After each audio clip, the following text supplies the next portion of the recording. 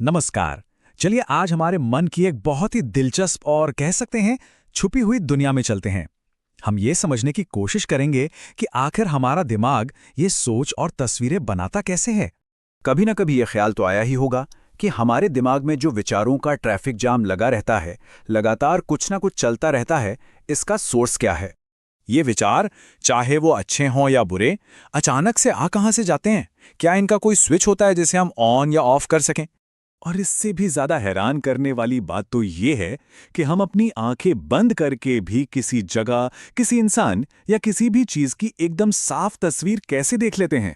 चलिए आज इसी रहस्य को मिलकर सुलझाते हैं। तो इस पहेली को समझने के लिए सबसे पहले हमें मन और मस्तिष्क यानी माइंड और ब्रेन के बीच का फर्क जानना होगा। हम अक्सर इन दोनों को एक ही चीज समझ लेते हैं, पर असल में हमारा मन सिर्फ हमारा ब्रेन नहीं है, बल्कि ये एक पूरा सिस्टम है जो हमारी सोच, हमारी भावनाओं और हमारी कल्पना यानी इमेजिनेशन को कंट्रोल करता है। इसे समझने का सबसे अच्छा तरीका है एक कंप्यूटर का उदाहरण लेना।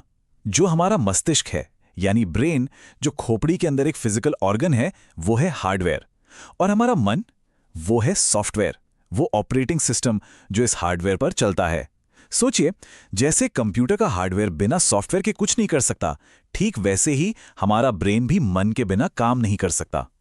ठीक है, तो अब जब हम मन और ब्रेन का फर्क समझ गए हैं तो अगला सवाल ये आता है कि एक विचार बनता कैसे है, इसकी रेसिपी क्या है, मतलब इसके इंग्रेडिएंट्स क्या हैं।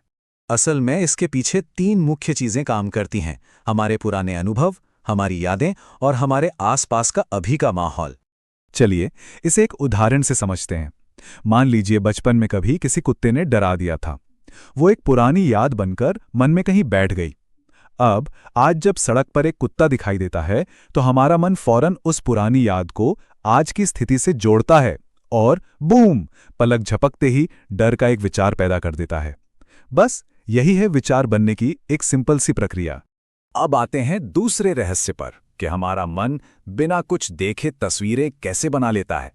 ये बिल्कुल हमारे मन के एक अंदरूनी प्रोजेक्टर की तरह काम करता है। चलिए इसे अभी महसूस करते हैं। जहां भी हैं, बस एक पल के लिए अपनी आंखें बंद करें और एक शांत, सुंदर समुद्र तट की कल्पना करें। लहरों की आवाज, पैरों के नीचे गर्म रेत, नीला आसमान। देख लिया है ना? भले ही आंखें बंद थीं और असल में सामने कोई समुद्र तट नहीं था। ये हमारे मन की शक्ति है। साइंस में इसे मेंटल इमेजिनरी कहते हैं। ये मन की वो कमाल की काबिलियत है जिससे वो हमारी यादों और कल्पना को इस्तेमाल करके तस्वीरें बना सकता है।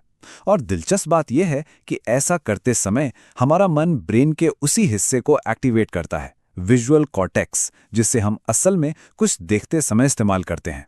तो अब आते हैं इस विश्लेषण के सबसे मजेदार हिस्से पर। ये जो मन में बनी तस्वीरें और विचार हैं, ये हमें इतने असली क्यों महसूस होते हैं? इसकी वजह सीधी और थोड़ी हैरान करने वाली है। हमारा दिमाग अक्सर असलियत और कल्पना के बीच फर्क ही नहीं कर पाता। उसके लिए एक मजबूत विचार या एक मजबूत कल्पना उतनी ही असली है जितनी की कोई असल घटना। यही वजह है कि जब हम कोई डरावनी फिल्म देखते हैं तो हमारा दिल तेजी से धड़कने लगता है। जैसा कि इस चार्ट में दिख रहा है, फिल्म के एक नकली डर पर शरीर का रिएक्शन लगभग उतना ही होता है जितना असली खतरे के समय होता है। हमारा शरीर तो वैसे ही रिएक्ट करता है जैसे सब कुछ सच में हो रहा हो। तो क्या हम अपने मन के इस शक्तिशाली सिस्टम के सिर्फ दर्शक बने रह सकते हैं? बिल्कुल नहीं। हम चाहें तो अपने इस अंदरूनी संसार के डायरेक्टर बन सकते हैं। और अच्छी खबर यही है कि हम अपने विचारों और अपनी मानसिक तस्वीरों को कंट्रोल कर सकते हैं। ये कोई ऑटोमेटिक प्रक्रिया नहीं है जिसे बदला नहीं जा सकता। इसका सिद्धांत बहुत सरल है। हम जिस चीज पर अपना ध्यान लगाते हैं, हमारा मन वैसी ही चीजें और बनाने लगता है। अगर हम जानबूझकर पॉजिटिव बातें सोचेंगे या ध्यान जैसी प्रैक्टिस करेंगे, तो हमारा मन धीरे धीरे अच्छे विचार और सकारात्मक तस्वीरें बनाने की आदत डाल लेगा। तो इस पूरी बातचीत का सबसे जरूरी सबक यह है कि हमारा मन एक बहुत ही शक्तिशाली टूल है। हमेशा याद रखें, हम जैसा सोचते हैं, हमारे लिए हमारी दुनिया वैसी ही बनती जाती है। तो सवाल यह है कि आज हम अपने मन के इस प्रोजेक्टर पर कौन सी फिल्म चला रहे हैं?